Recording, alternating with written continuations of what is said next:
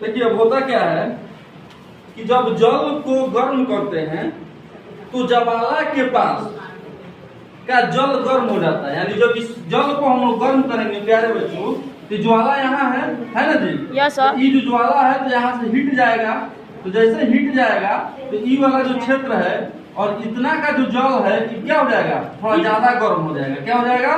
ज्यादा गर्म हो जाएगा। जो है ये जो है गर्म हो जाएगा। उसके बाद में सुनिए, गर्म जल ऊपर उठता है, गर्म जल ऊपर उठता है और इस गर्म जल के आसपास का ठंडा जल उसका स्थान लेने के लिए आ जाता है। किसका स्थान? इस गर्म जल का। मान लीजिए ये जल जो है गर्म हो गया, अब गर्म होकर कहाँ उठा? ऊपर उठा, और जो नीचे का जो ठंडा जल था वो नीचे क्या हो गया? नीचे आ गया। नीचे आ गया। बात समझ में आया? फिर यह जल भी गर्म होकर ऊपर उठता है और आसपास से जल फिर इसके स्थान पर आ जाता है। यह प्रक्रिया तब तक चलती रहती है जब तक कि सारा जल जो है क्या हो, गर्म ना हो जाए।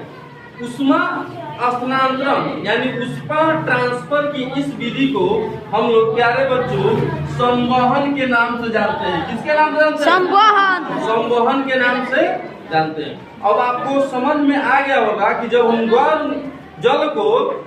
गर्म करते हैं तो जल जो है कैसे काम करता है। तो नीचे वाले जल जो है गर्म हो गया, हो ना गया? नीचे वाले जल गर्म हो गया, अभी गर्म हो गया तो ऊपर उठा, और जैसे प्यारे बच्चों ऊपर उठा तो इसका ठंडा जल जो है फिर इसके स्थान पर आ गया।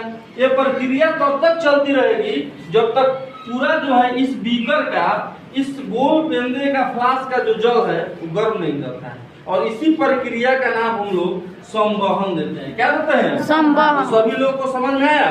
संवहन, ठीक है। अब इस पहले फिगर को कट करिए, इस फिगर को पहले आप बनाइए और उसके बाद